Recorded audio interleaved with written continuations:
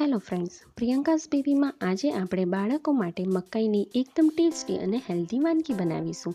મકાઈમાંથી vitamins અને minerals મળી રહે છે, જે બાળકના ગ્રોથ માટે ખૂબ જ ઉપયોગી નીવડે છે. મકાઈના ઘણા બધા ફાયદા પણ છે. બાળકોને તે વજન વધારવામાં પણ ઉપયોગી થાય છે અને બોડીના ગ્રોથ અને ડેવલપમેન્ટ માટે પણ ઉપયોગી થાય છે. તેમાંથી વિટામિન બી અને આયર્ન મળી રહે છે. તે દિમાગના વિકાસ માટે પણ ખૂબ જ ઉપયોગી થાય છે. તે બાળકોને પચવામાં ઇઝી પડે છે અને ત્વચાની કાળજી અને આંખોની રોશની માટે પણ તે ખૂબ જ ઉપયોગી નીવડે છે. તો ચલો આપણે શરૂઆત કરી લઈએ તે વાનગી બનાવવાની. મેં અહીં એક મકાઈ લીધી છે. તેને મેં બાફીને તેના દાણા અલગથી કાઢી લીધા છે અને તેના દાણા કાઢીને એક પ્લેટમાં લીધા છે. હવે તેને આપણે ક્રશ કરી લઈશું. મિક્સર જારની અંદર આવી રીતે આપણે ક્રશ કરી લઈશું અને તેની અંદર 2 ચમચી જેટલું દૂધ એડ કરીશું. 2 ચમચી જેટલું દૂધ એડ કરીને પણ આપણે આવી રીતે તેની પેસ્ટ બનાવી લઈશું. તેનું ટેક્સચર એકદમ સ્મૂથ હોવું જોઈએ, તો બાળકોને તે પચવામાં ખૂબ જ ઇઝી પડશે. હવે આપણે એક કઢાઈની અંદર 1 ચમચી જેટલું ઘી એડ કરીશું. ઘી ગરમ થાય તે પછી આપણે તેની અંદર અડધી ચમચી જેટલી રાઈના દાણા એડ કરીશું. રાઈ તતળાઈ જાય તે પછી આપણે તેની અંદર 5 થી 6 જેટલા કઢી પત્તા એડ કરવાના છે અને અડધી ચમચી જેટલું આદું અને લસણની પેસ્ટ એડ કરવાની છે. આપણે તેને સારી રીતે તેલની અંદર સાતળી લઈશું.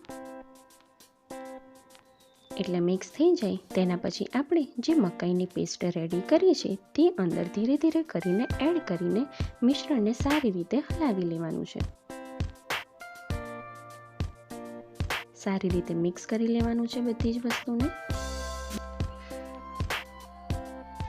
અને હવે આપણે તેની અંદર 1/4 ટેબલ સ્પૂન જેટલી હળદર અને 1/4 ટેબલ સ્પૂન જેટલું ધાણા જીરું એડ કરીશું. જો તમારું બાળક મોટું હોય કે પછી તમે તમારા માટે બનાવવા માટે માંગતા હોય તો તમે ગરમ મસાલો પણ એડ કરી શકો છો. સ્વાદ પ્રમાણે મીઠું એડ કરીશું અને તેને પણ સારી રીતે મિક્સ કરી લઈશું. બધી વસ્તુ સારી રીતે મિક્સ થઈ જાય તેના પછી આપણે તેની અંદર 1/4 કપ જેટલું દૂધ એડ કરીશું. મેં અહીં ગાયના દૂધનો ઉપયોગ કર્યો છે. બાળકને તમે 1 વર્ષ પછી આવી રીતે ગાયના દૂધનો ઉપયોગ કરીને વાનગી બનાવશો તો તે તેને હેલ્થમાં ખૂબ જ સારી રીતે પડશે. 2 મિનિટ સુધી આવી રીતે આપણે તેને થવા દેવાનું છે.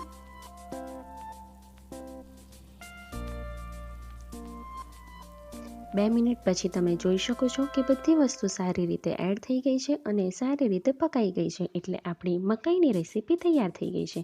આપણે ઉપરથી આવી રીતે ડ્રાયફ્રૂટ્સના થોડાક કટકા એડ કરીશું.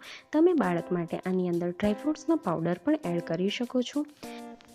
બાળકોને મકાઈ 6 મહિના પછી જ આપણે આપી શકીએ છીએ. તો તમારે 6 મહિના પછી બાળકને કોઈ આડઅસર ના થાય તેવી રીતે બાળકને કોર્ન એટલે કે મકાઈને પ્યુરી બનાવીને જ સૌપ્રથમ ઇન્ટ્રોડ્યુસ કરવું.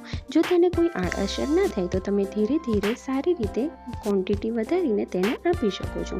બાળકને 1 વર્ષ પછી આ રીતે વાનગી મેં બનાવી છે તેવી રીતે તમે આપશો તો તેને જરૂરથી ગમશે.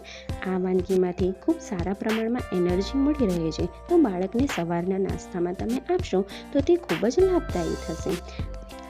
તમે પણ તમારા બાળકને આવી ટેસ્ટી અને હેલ્ધી વાનગી જમાડો. જો બાળકને મકાઈ ન પસંદ હોય તો આવી રીતે તમે એકવાર જરૂરથી ટ્રાય કરજો. તેને જરૂરથી ભાવશે અને તેને ઘણા બધા ફાયદા પણ થશે. તમારા બાળકને મારી આ રેસીપી કેવી લાગી છે તે મને કમેન્ટ કરીને જરૂરથી જણાવજો. અને ગમે તો તેને લાઈક કરજો, તમારા ફ્રેન્ડ્સ અને ફેમિલી સાથે શેર કરજો. અને મારી ચેનલ પર ફર્સ્ટ ટાઈમ આવ્યા હોય તો તેને સબસ્ક્રાઈબ કરવાનું ભૂલતા પણ નહીં. Thank you so much. નવી વાનગી અને નવા ટોપિક સાથે ફરીથી મળીશું. Take care.